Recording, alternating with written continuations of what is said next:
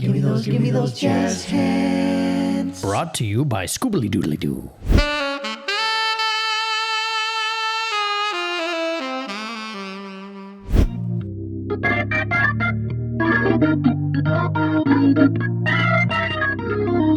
Jazz hands. So, welcome to our show, and we are going to talk about some interesting music today, as we always do. Previously, we explored the 70s and the eclectic music of that era. Last week, we talked about some of our favorite concerts and gave some examples of some great music and how it can really be different and sometimes more organic in a live situation. And as musicians ourselves, I think there is a special place in our heart for live music because it's just where the magic happens. And there are definitely great studio recordings, and there's an art to recording in a studio. And then there's the live art form, where every time you listen to a song performed live, it may not be the same, especially by a really adventurous band. But today, we're going to talk about something kind of related to live performances. And we're going to be talking about cover songs and bands or artists that have done some great covers of some songs that we'd like to share today. And so, Dan, what have you got for us? Okay, the first tune that I have is a Frank Sinatra tune.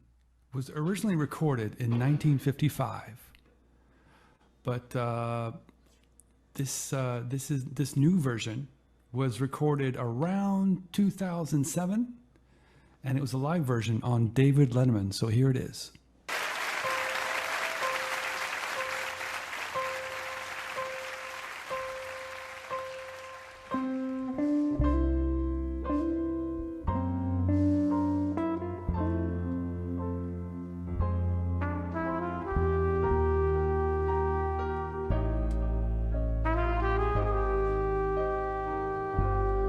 In the wee small hours of the morning, while the whole wide world is fast asleep, you lie awake and think about the girl and never ever think of counting sheep. When your lonely heart has learned its lesson, you'd be hers if only she would call. In the wee small hours of the morning, that's the time you miss her most.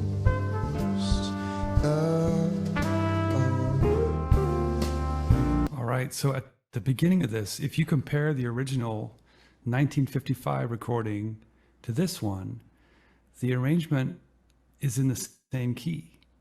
And then you see at the intro, they go up a major third. So it starts in the wee small hours of the morning, in the wee small hours of the morning. And then they go back down to the original, that's when he starts singing. That's a great, simple arrangement, going up a major third like that. Let's go back and listen to that. And that is the same as it is on the Frank Sinatra recording. And then I like the octaves, the piano player, like he kind of imitates the chiming of the clock. Here it is again.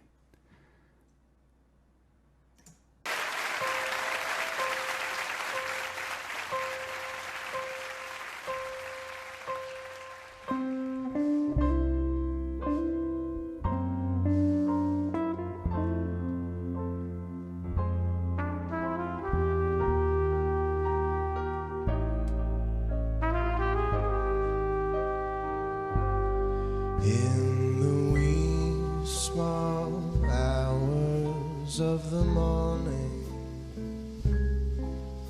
while the whole wide world is fast asleep, You lie awake and think about the girl and never ever think of counting sheep.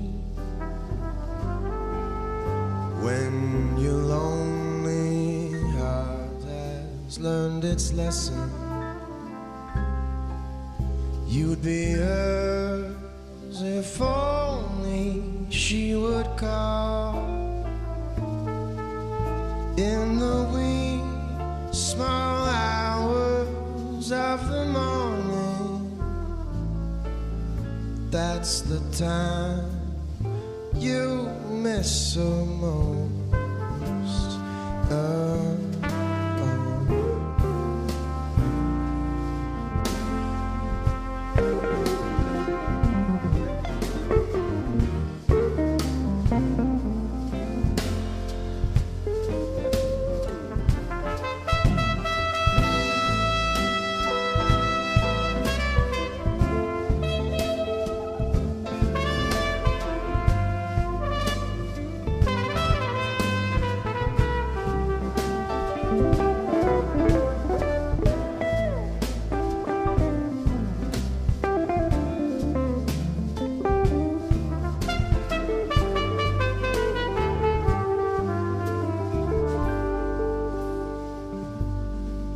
When your lonely heart has learned its lesson,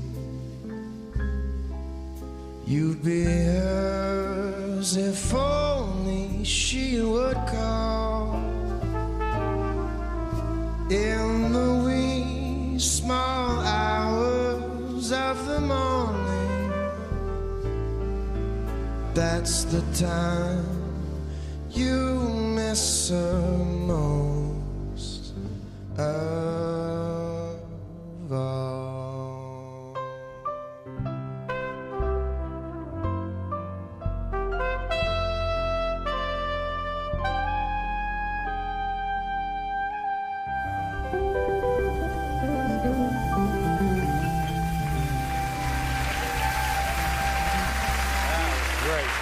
Beautiful sharp 11 chord at the end. And I love the arrangement. The piano player played the melody again at the end. It's such a simple arrangement. Let's hear the ending once again.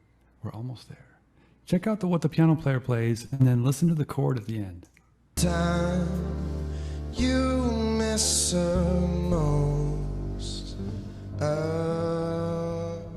all.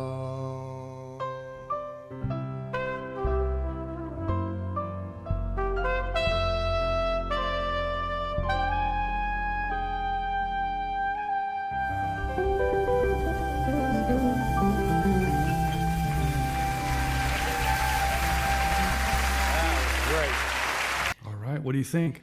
Yeah, man, that's nice. And I think it's a little funkier than Frank Sinatra's original version as well. I dig that groove that they went into there. That was nice. Yeah, especially the middle part was this gospel kind of, it's this gospel groove. I don't know if it's mixed, if they changed the meter there. Bum, bum, bum, bum, but it just works. And they added that. It doesn't sound too intricate, but it's just, oh, we got some church going on in here, like right in the middle. And then they go back to this 1950s ballad, this beautiful melody. I wonder about the cats in that band. Is that Chris Bottie's own band, or are those some New York guys, or any idea who the other musicians are? I don't know, but aren't they? They're killing it, aren't they? Oh yeah, they're great. I'm just curious. Band. I mean, it's also, it's always, it never ceases to amaze me just how versatile John Mayer is, and yeah, he can just be in almost any musical setting, or maybe virtually any musical setting, and just really fit in. And he doesn't sound like a rock player playing jazz music. He's got some nice lines. There's a lot of bluesiness there. I mean, he's quite well known, I think, as a blues guitar player as well, but he just finds his way so beautifully in the music and really complements it. So yeah, that's true. And he's not a jazz singer. at all, but he somehow makes it work. He's very soulful. Yeah. He is, and he's one of those that I'm willing to venture that he didn't ever intend to be a singer, probably quite likely he intended to be a guitar player, and then at some point realized that his singing is, well, he can sing, first of all, and that the singing is very marketable as well. And as you know, as an instrumentalist, there aren't too many instrumentalists that become like megastars. But John Mayer is kind of he's a rarity, and that he writes his own songs, he writes his own arrangements, and he's just such a masterful musician. So it's always a pleasure for me to see John Mayer in any setting. Yeah, and I'm glad that he did a cover of this tune, and it's a relatively simple tune. There's some changes at the end. It goes, the 2-5-1s go in a different key at the end of the phrases, but the arrangement was simple but very effective. They stayed very close to the original. If you go back and listen to the strings, section for the original Frank Sinatra recording, but the melody, they don't write melodies like that anymore. And I'm glad somebody did a cover of this on national TV and live, and with great musicians. So I love that cover. It's that upload is what, 2008 to 2007, something like that. Yep. It's been more than 10 years. So time flies. Yeah. Letterman isn't even on TV anymore. He's got a Netflix thing now, but yeah. It's hard to believe. Cover. That's an awesome cover. Oh, it is. They're very nice. Yeah. And it's a great way to introduce like vocal jazz into the appetite of the public to help them out that way. Yeah. Absolutely. Yeah. And you could tell, the audience was into it, they really dug it. Yeah. So it just goes to show you that if audiences can be exposed to this music, I have a hunch that they would be into it. I mean, you don't want to go too far out, like avant-garde, get them there slowly, but a little bit at a time. We're not going to do, right. It's not the time to do like Miles Davis on the corner or no, you don't want to clear a dance floor. But yeah, I mean, this is a great way to get audiences hearing melodies, really great, timeless melodies. And as you said, it was simple, not overly complex, not a lot of production. It's just a good melody, and melodies like that are so strong that you don't need a lot of production for them to really stand out and to, weave a few harmonies around them. I mean, that said, there was good production value to that performance, good instrumentation with two guitars, piano, and of course Chris Botti embellishing it with his. Yeah, and he played some very memorable lines. And here's another thing about the whole performance. You just named off just most of the people in the band. There's a lot of people in that band, but yet they left a lot of space. You notice no one overplayed. Yeah. Yeah. Yep. That's a great, and it's kept with a simple arrangement plus this kind of funky gospel thing in the middle. Yeah, it's hip. And as you know, when you have guitars and a piano in the band, it can get messy very easily. So I just appreciated, simplicity in and of itself can be so masterful. Yes. Because most young or inexperienced players, if you put a guitar player and a piano together, it tends to become this wall of sound. And in this case, it was just, man, there was this air, man. You could just, there was a lot of room to breathe, and they let the music breathe, and it was so just really well played. Yeah, that's a great one. Every time I listen, I never get sick of that track. That's a great cover. Well, since we're in that vein, I think I'm going to play something now that is also a cover. I'm going to play a little bit of the original song first because I don't know if our audience will be familiar with the original song. And then I'll play the cover. I'm not going to play the whole thing for the original song. I'll play more of the cover. I'll just play the melody to the chorus, and then I'll play the cover version of it. But this is an interesting song. This was written, I think, in the late 70s, or I think this recording is dated. The original recording is dated 1980, and it was written by Joe Sample of the Crusaders, and so Joe Sample wrote it, or he wrote the music part of it. I think the melody was written by somebody else, and I can't tell you off the top of my head who it was. Actually, you know what? I better credit this just to make sure that we're giving the lyricist credit here, because we don't want to undervalue the contributions that lyricists make. Will Jennings is the lyricist, and Joe Sample wrote the music. And it was recorded by Randy Crawford. And Randy Crawford was a famous vocalist in the 70s and the 80s. She's really well known for the Crusaders recording of Street Life. That was her on that recording. Yeah. But anyway, I'm going to play this song right now. This is called One Day I'll Fly Away. And this is the original version, and then I'm going to play the cover of it.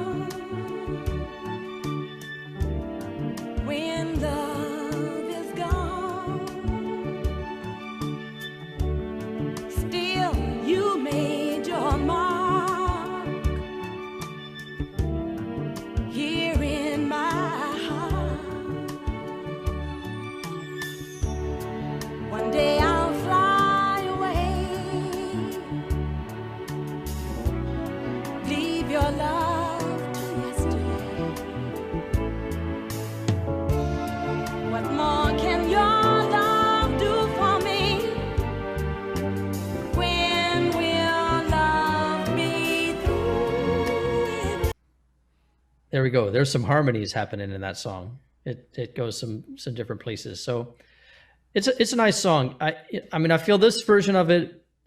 I love Joe Sample. You know, I mean, I'm a huge Joe Sample fan. This version of it, I always felt is a little bit cheesy, with the orchestrations and the strings and everything. But you know, I mean, it's the production of the time. I'll give it that. It's 1980s production, so it's not. Yeah, it sounds very much like the 80s. I like, you know, the bass line is so syncopated. It sounds like Joe Sample came up with the bass line first, and he keeps repeating. I'm sure he came up with that almost like a clave rhythm, and they just kept repeating that, and then I'll fly away, and then there's the melody. That's probably what happened. I think you're right about that. Yeah, I think it's very likely that bass line was kind of like the motif that he built the song off of. So keep that bass line in mind now, and I'm going to play for you this cover version of it that I think I like it, and we'll see what you think.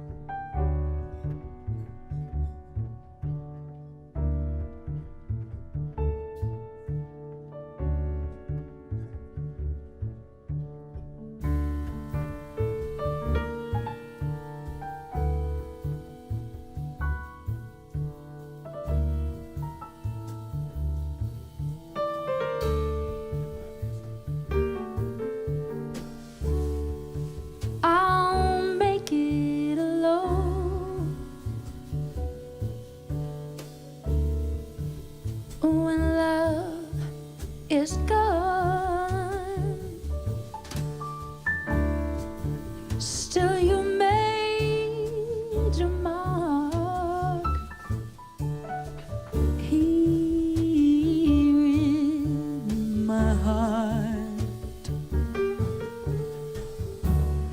One day I'll fly away, leave your love to yesterday. What more can your love do for me? When will love be through with me? I follow the night, can't stand the light, no, no. When will I begin my life again? One day I'll fly away, leave your love to yesterday. Yeah. What more can your love do for me? When will love be through with me?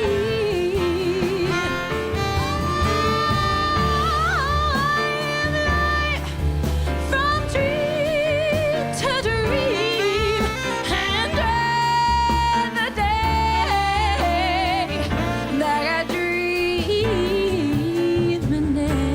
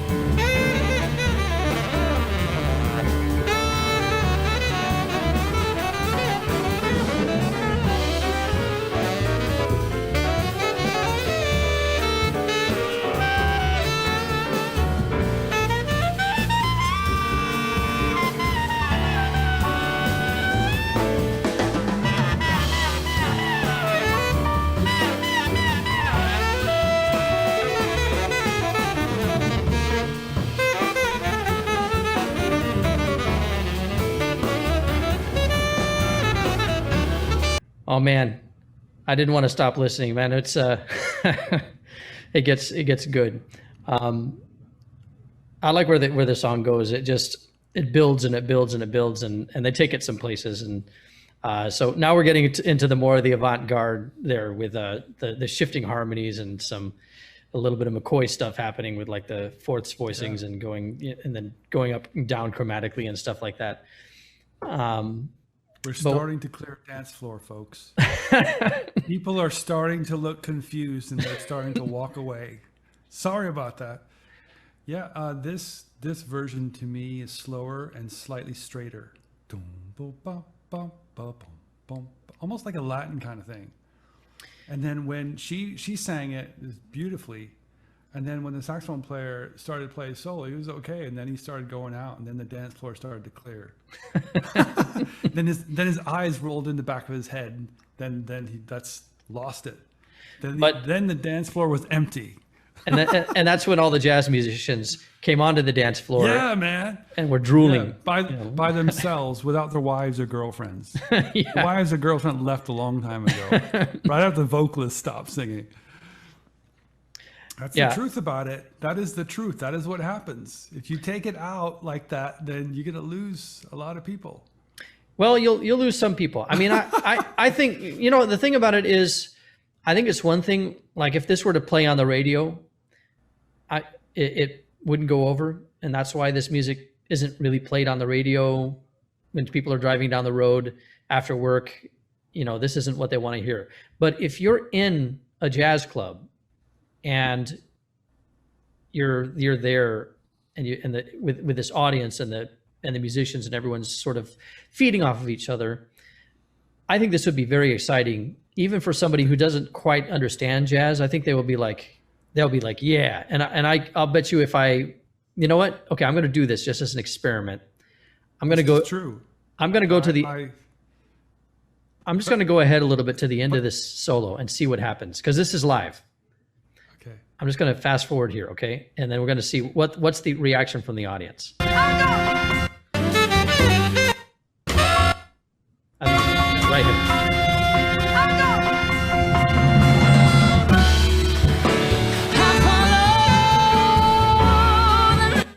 Okay, no, I heard clapping and some cheering. I think the mix is too loud. You couldn't hear the audience, but I heard it was a big reaction from the audience. It was kind of hard to hear it in the mix, but you could hear, it was coming through. Yes. And so I think, and also you got to keep in mind too, this is Ronnie Scott's. I mean, this is like the Birdland of London, right? I think it's in London. I know it's in England. Is it London? It is. Yeah. Yeah. That's a really good point, that this tune played this way, it fits the context of a jazz club and live. It has to be live. And it's not like a studio version of it. So that's, and even if the audience does not understand what's going on musically, and maybe they're not hip to a lot of that stuff, on a visceral gut level, they will feel it. And that's what it's all about. And I made fun of things like clearing the dance floor and everything, but in a way in some ways that's true. But your point was really good, that this works the best in a jazz club, in a live jazz club. And like at the beginning of the arrangement, when the vocalist was singing, that could be on the radio. And it's sad that this thing, how many years it's been on YouTube, it's only gotten 300 some views. It's a beautiful recording. It might be a little distorted here and there, but I could hear everything. And the sad part is I'm not surprised that it only has 322 views or whatever it is, but it should get a lot more. Should get a lot more recognition. Yeah. Absolutely. And it's one of those things, I mean, this vocalist too, this is Natalie Williams. And she's not a super well-known vocalist. I mean, she's certainly well-known in British jazz circles on the scene there. But she's marvelous, man. I mean, she's as good as anybody. Just her pitch, the soulfulness, the way she belts those notes out with so much power. When I first heard this recording, I was just blown away. I was floored. And I thought, man, I mean, she could give anybody a run for their money. But she's not a megastar. And maybe that's because this is the kind of music that she does, and it's harder to get put forward, and to get those big time record deals. But I just think she's amazing. And also, I have no idea what she looks like too. And sadly, that is a factor in the music industry as well. I think it's becoming less a factor. I mean, but for a long time, it's been a factor. When I heard this, it doesn't seem very loungy at all, but it's very understated the way she's singing it. And it's almost like a less is more approach. And there's not much flair or way too much. It's not Vegas style or Broadway style. It's very an understated kind of beautiful lyric, a beautiful vocal performance. And that's really beautiful to listen to. And I think that would be also marketable, but for some reason it's not. It was the saxophone solo. No, I'm just... It did, man. It destroyed everything. Started to go outside. And he started to get outside the key, and then eyes in the back of their head, became zombies, jazz zombies, and then ruined everything. Darn it. But I loved it. I don't know. I liked the saxophone I liked solo. it too. I like the vocal better. See, the more I like the saxophone, I can appreciate it, and I like the spirit and the heat of it, and obviously the audience loved it too. But it's an incredible solo, but it's not my favorite. I dig it, but it's not what I would go for. And you would think the saxophone player would play something just more melodic and keep it that way, but they decided to take it out. Sheets of sound, man. Take it out there. But, yeah. And that could be what the Ronnie Scott's crowd expects too. There's that.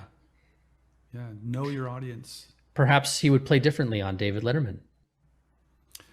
On maybe, but maybe not. Who knows? It's interesting. You have these artists that are megastars, but they somehow bridge the gap between playing their music, which is popular music in a way, and then blues music or jazz music. They bridge the gap. One of those people is John Mayer. Another person is Eric Clapton. He also bridges the gap. There are housewives that love his music. Even though he's predominantly a guitar player, he's a wonderful singer as well. So the key to have a successful career and to be able to play with the Grateful Dead, to be able to play old blues tunes with your acoustic guitar and have that, have it platinum, sell platinum amount of records, you have to bridge the gap between the musician that appreciates all those elements and the housewife or the man housewife or whoever it is today. You know what I mean? Indeed. Yes. And people who are stressed out by work and just want to listen to something to clear their minds afterwards. Yes, this is true. All right. I've got some really cool ideas of covers. So let me change the screen. This is a song by Radiohead. It was recorded in the year 2000. And when I hear the melody, I see it as both beautiful and ugly at the same time. It starts beautifully and then it ends kind of this ugliness, but that's the beauty of the whole thing. And yes, this is called Knives Out by Radiohead. Here we go.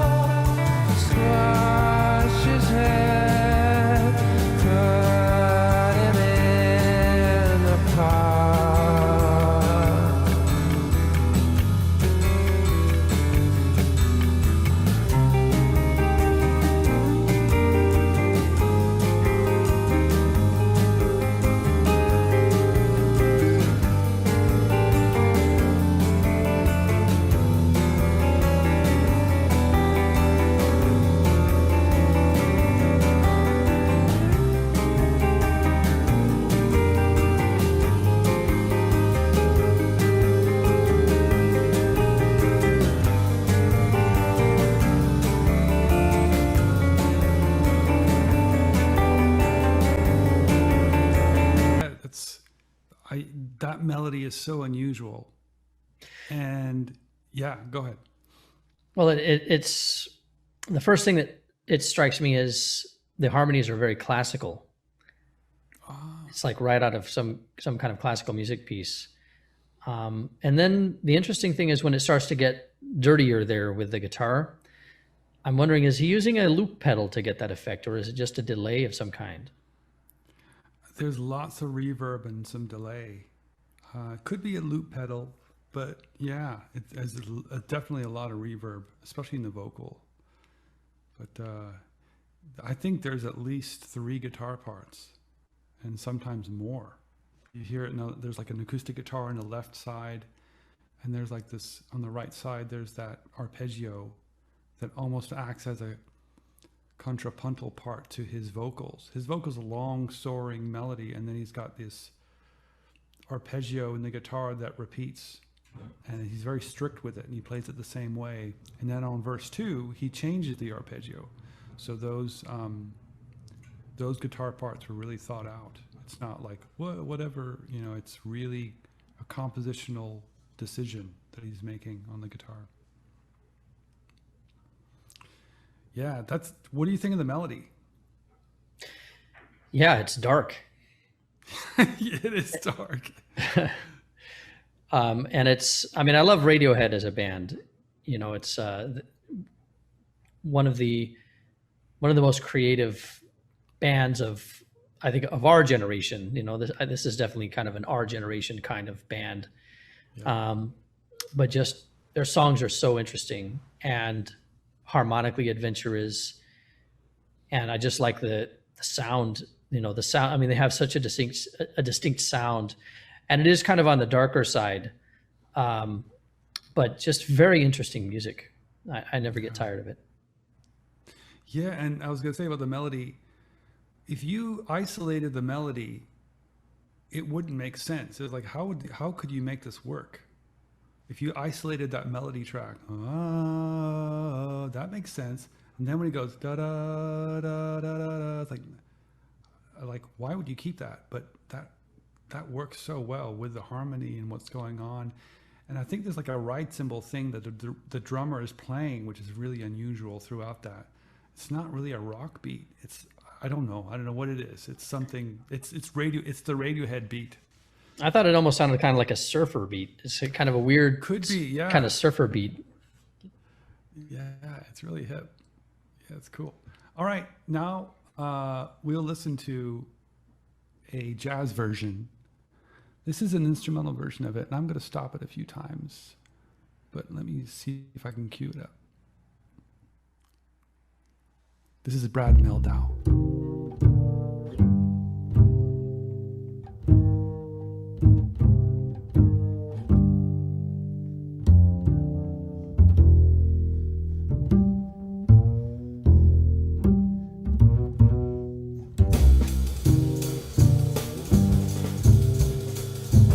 Already, the bass player was hinting at the melody, and when the drummer comes in, he's got this really interesting, I would call it like a double time feel to it, but it's like got this interest, like a double time surfer groove.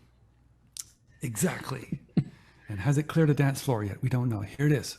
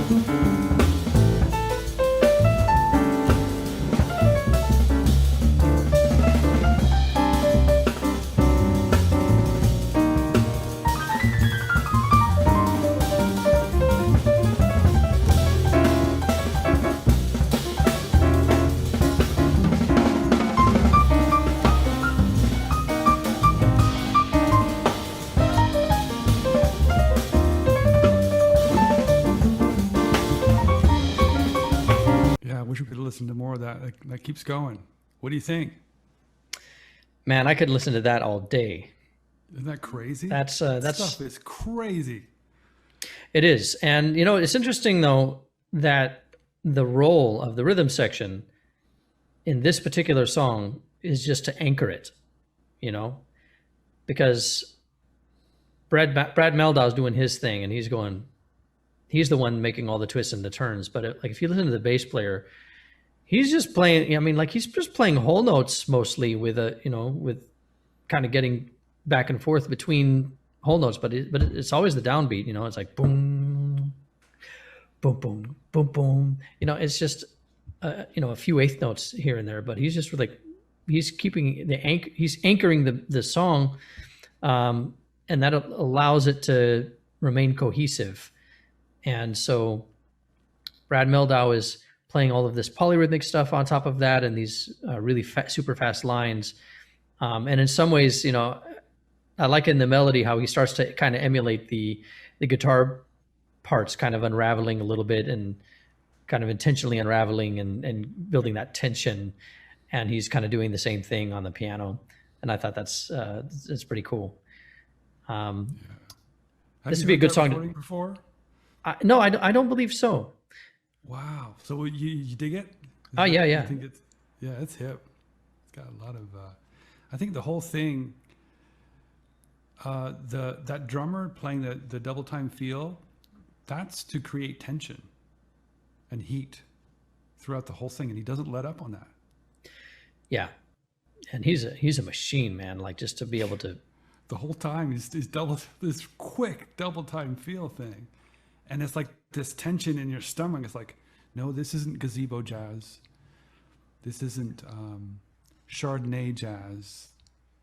You probably haven't heard this. This isn't Frank Sinatra. I mean, it might be it wouldn't be a Chardonnay party. It might be like an acid party. Yeah. And no one, well, maybe some people are dancing or on some kind of, how would you dance to this? In a very fast way, if you had lots of caffeine or some other kind of drug. But like his role is to keep the tension going. And he does that throughout the whole thing. He doesn't let up. In terms of dynamics, we're still not done with the song, but through the solo, he's getting more and more heat, and they're very slow at turning up, like the energy. But there's always energy there, especially with the drummer. Yeah, it's intense for sure.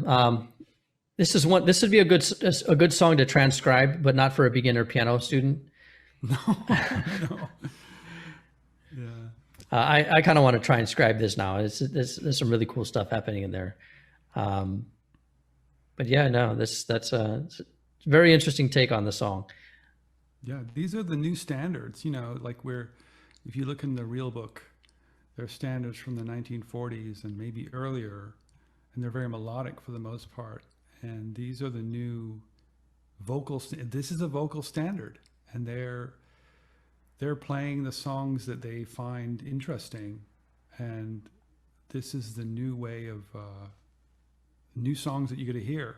And it's labeled as jazz. It's not, I don't know if it doesn't really swing, but it's a different kind of, this whole thing that I'm listening to there's some angst there.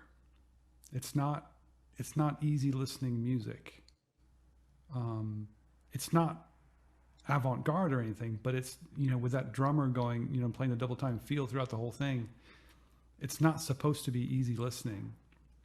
It's supposed to create a reaction, and it's supposed to create some kind of tension, and yet it goes somewhere. It's going somewhere, and he never lets up on that tension. And throughout the solo, he's kind of the whole trio, they play so well together, and they're slowly kind of turning up the heat as the solo intensifies. And you notice at the beginning of the solo, for a long time, he's playing short phrases, Brad Meldau is, for a long time, and he still makes it work. So that kind of goes against the rule book in terms of like, well, you gotta change it up a bit. I mean, he plays these short phrases for the longest time, and then he plays some really quick eighth note lines, and yeah, he's got chops and everything, but really interesting cover of this tune, and it's a beautiful cover. Yeah, recorded in, what was it, 2007, but yeah, incredible. Yeah, he's definitely one of my favorite pianists, a favorite of many jazz pianists.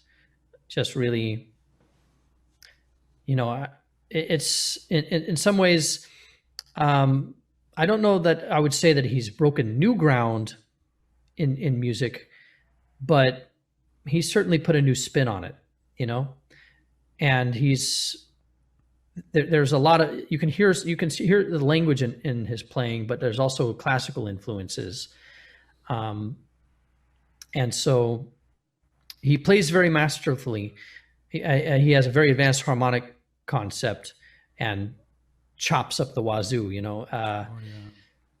But I always find him to be fresh somehow. But yet, you know, there is some history there, and you even hear a little bit of Bill Evans in some of his recordings. In this particular recording, you know, I'm hearing a lot of originality. I'm hearing a little Keith Jarrett, you know. Yeah. It's always a pleasure to listen to Brad Mehldau. I could listen to it. I was wondering if you heard that before, and if you didn't, what you thought of it, because it's one of my favorite. I haven't heard a lot from Brad Mehldau, but I'm sure that anybody who's a fan would really dig it. Yeah, it's nice. I like it. Is that a studio recording or is that a live recording? A studio, yeah. Okay, I thought it might be a studio. I didn't hear. It sounded like a very high quality recording. Yeah. Although, you know, live recordings these days can be quite high quality as well. Good, yeah. Well, I'm going to play something now, and hey folks, we're finally playing jazz. How do you like that? It took us 5 episodes to finally play, and we played mostly all jazz today. We played John Mayer playing that Frank Sinatra tune, and we played the cover version of your tune was a jazz version, and this cover was also a jazz version of it. All different styles of jazz, all 3 different styles of jazz. And so now I'm gonna shake things up a bit, because this song that I'm gonna play is not a jazz version, but it's not all that far from a jazz version either. There's some jazz influence, and so I'm gonna play a little bit of the original version of this song. I think probably our audiences are familiar with this song.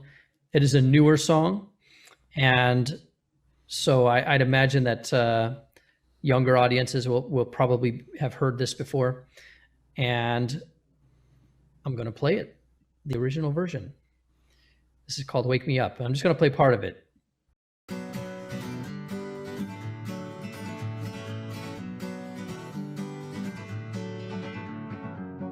Feeling my way through the darkness, guided by a beating heart.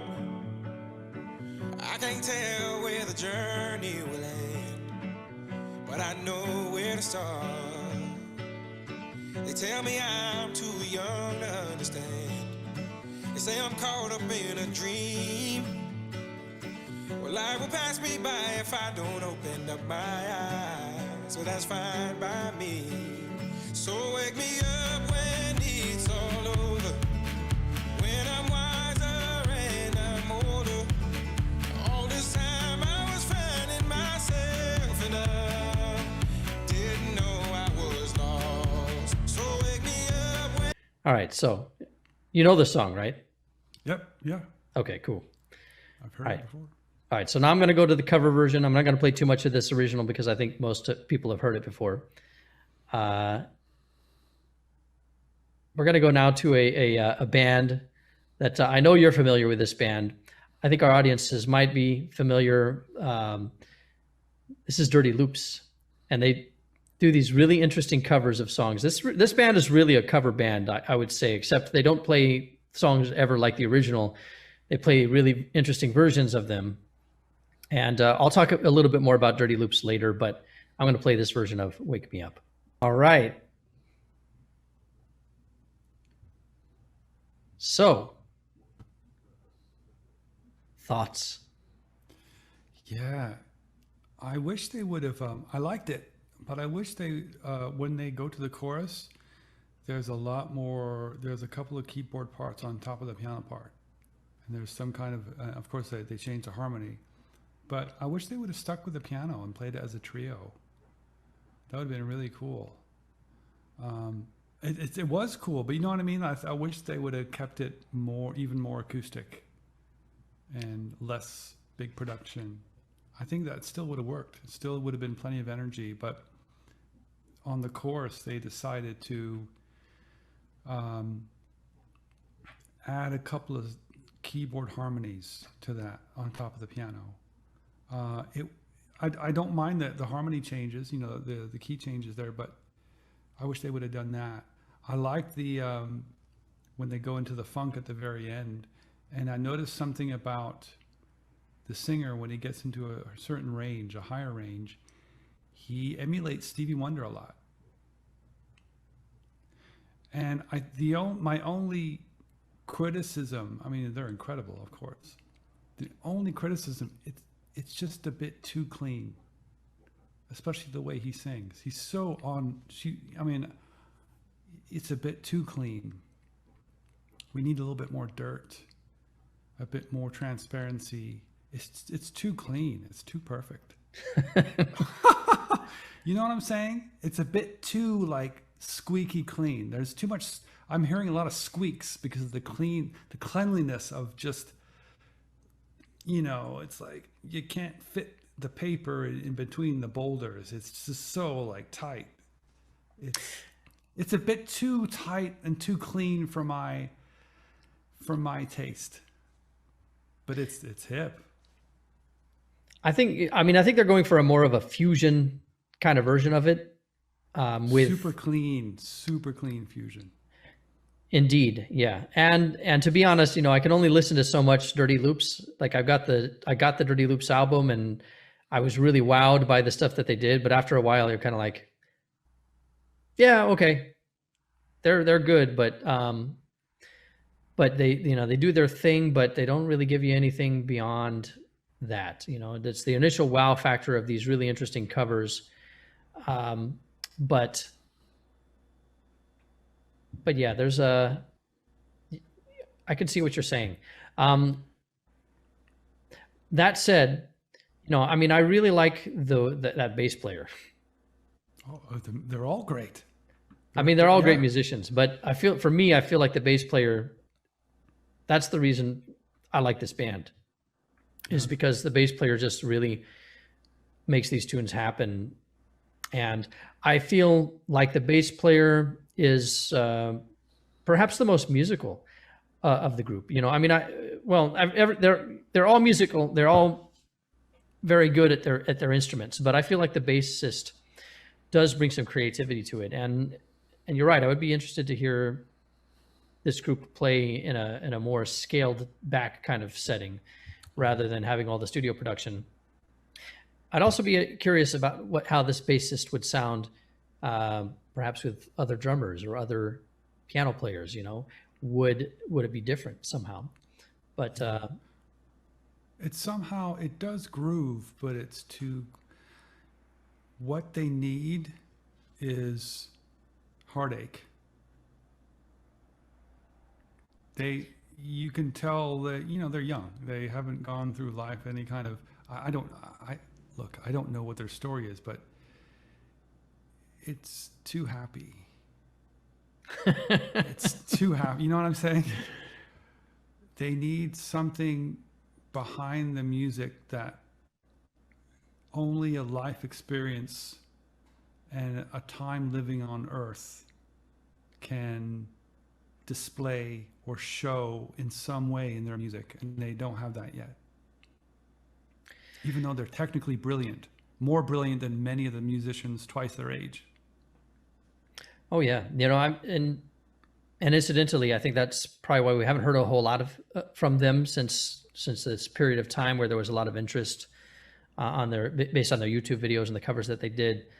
Haven't really heard anything from them recently, so I think the interest has waned, because they were, you know, in a sense like a one-hit wonder, where they had some really interesting arrangements of these songs, but beyond that, they put out some original music, but it was less than stellar. You know, there was no wow factor to it. So yeah, it's something that, like, I like the simpler things that are truly heartfelt, and it doesn't have to be, you know, it doesn't have to be complicated. It has to groove. What was that Eric Clapton song that we were, Nobody Knows You When You're Down? That's a different kind of tune, but when he sings that, you know he's been through some stuff, even though he's singing a cover. And by the way, that song is in C, it's not in E. I'm sorry, I messed that up last time. But when he sings that, it just works. And the way the band plays that, they swing so hard, and you can tell they're older musicians and they've been through some stuff. So this stuff speaks to me on a certain level, but it's just too happy for me. It's incredible music. I wish I could play that technically, but I can't. Sometimes I like happy music. Oh, I love happy music too, but when they kind of turn it into happier music, it's a bit too happy the way they play it. You know what I'm saying? It's a bit too squeaky and a bit too happy, a bit too up. It's great though. I mean, gosh, I'm not saying it's bad. It's just my gut reaction to it. It's so on, and I wish, as I said before at the beginning, I wish they would have just kept it as a trio, and and they can reharmonize the chorus. That's cool, but stay on the piano, and no more production. Just stay with that and play it as a trio throughout the whole thing. See how much kind of dynamic you can get within a trio, and play throughout the whole thing with a trio. I don't really like electric bass trios though. I don't know. I prefer acoustic bass. That could work. I prefer acoustic bass. I think, and that's the thing too, is and that might have been a reason that they made those production choices, is I feel like when it comes to electric bass, electric keyboards just tend to blend better with a bass. Not that it's bad but I personally don't prefer the sound of it. I mean, when it comes to acoustic piano, I always prefer an acoustic bass, unless that acoustic piano is kind of fitting in to the music in some other way. But with electric bass, I prefer to hear electric keyboard sounds, whether it be an organ or a Fender Rhodes or some other perhaps electric analog instrument or a synthesizer. But I do prefer to hear electric instruments played with electric instruments and acoustic instruments played with acoustic instruments. And I mean, there's room for overlap, obviously. You know, I mean, like Elton John playing acoustic piano with his arrangements works very well, and his bassists tend to be electric bassists. But there's some other production aspects happening as well. But when it comes to like a trio, though, if we were talking to scaling it down to just a trio, I don't really like electric bass trios very much. I just don't. Something's off to me. Yeah, well, depends. It depends on like what kind of sound they're getting out of their rig. You know, what kind of tone they're getting out of the bass. Sometimes for me it works. Sometimes I like it, especially if it's fretless. Yeah, I mean, like there's that Mikhail Petrucciani trio recording, and it's I think it's Marcus beautiful. Miller, right? Is it Marcus Miller on the bass? No, I think it's not Randy Jackson, it's somebody else. Yeah, he plays like a six-string bass on that's a beautiful recording. That video is incredible. Yeah, and it sounds good. It's not my favorite sound. I'd rather hear a Mikhail Petrucciani with an acoustic bass player, but it's passable. I mean, it's about as good as you're going to make electric bass sound in a trio setting. but I still, and again, this is my preference, I suppose, but I just don't care for it. You know, even Jaco Pastorius, as gifted as he is, I never really liked the way he sounded playing in like a jazz trio type setting. You know, playing with Pat Metheny, Bright Sides, that's different.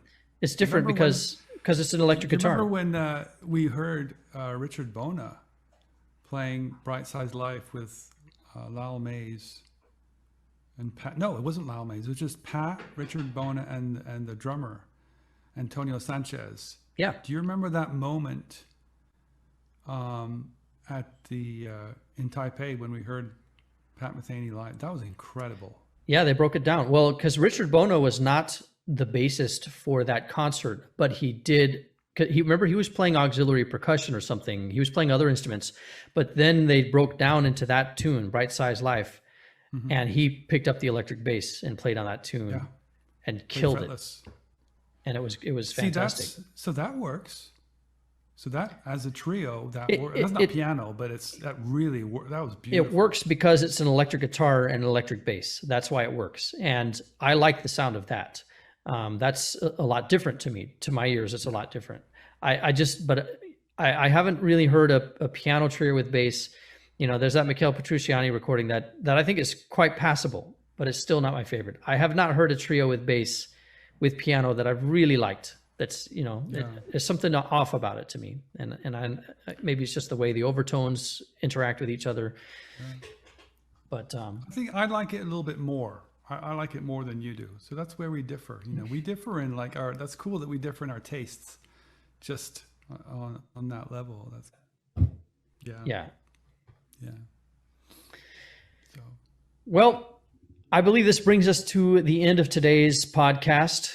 But we want to thank you again for joining us. We enjoyed talking about covers and giving some examples of some good covers and some artistic but maybe not so emotional covers.